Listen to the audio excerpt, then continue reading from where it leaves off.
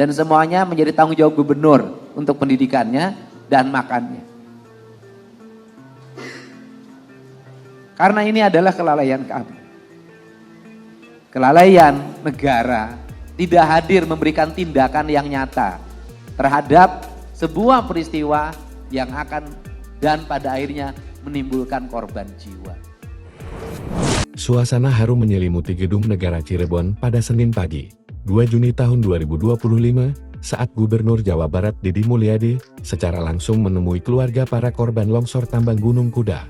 Dalam pertemuan yang penuh isak tangis dan duka mendalam itu, Deddy tampak menahan emosi ketika menyampaikan belasungkawa dan janji bantuan bagi 33 keluarga yang kehilangan anggota keluarganya dalam tragedi memilukan tersebut. Longsor hebat yang terjadi pada Jumat, 30 Mei tahun 2025 di area tambang batu alam Gunung Kuda, Desa Cipanas, Kecamatan Duku Puntang, Kabupaten Cirebon, menewaskan puluhan penambang dan melukai sejumlah lainnya. Tragedi itu diduga kuat akibat kelalaian prosedur operasional tambang yang menyebabkan runtuhan besar dan menimbun para pekerja yang tengah mencari nafkah. Deddy Mulyadi menyampaikan bahwa pemerintah Provinsi Jawa Barat melalui kolaborasi bersama Basnas, Bank BJB, aparat kepolisian, dan instansi terkait telah menggalang bantuan tunai sebesar 50 juta rupiah untuk setiap keluarga korban yang kehilangan anggota keluarganya. Bantuan itu berasal dari donasi pribadi gubernur, pejabat pemerintah, hingga instansi sosial dan keamanan.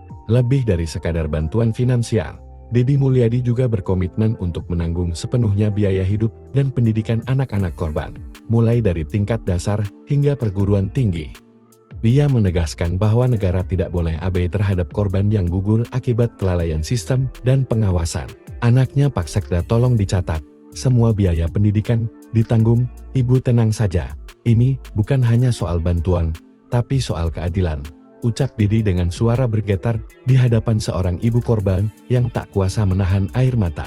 Deddy juga menyinggung tanggung jawab moral pemerintah dan menilai peristiwa ini sebagai bentuk kelalaian negara dalam melindungi rakyatnya. Ia menekankan bahwa keselamatan kerja tidak boleh dikompromikan atas nama keuntungan.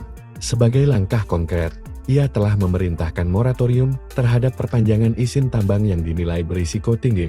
Ia juga akan memanggil pihak perhutani sebagai pengelola kawasan Gunung Kuda untuk merumuskan pengembalian fungsi konservasi wilayah tersebut agar tragedi serupa tidak terulang. Saat ini, penyelidikan terus dilakukan oleh Polresta Cirebon dan 2 orang telah resmi ditetapkan sebagai tersangka dalam kasus ini. Deddy menyatakan dukungannya terhadap proses hukum yang berjalan dan meminta semua pihak untuk tidak menghalangi jalannya keadilan.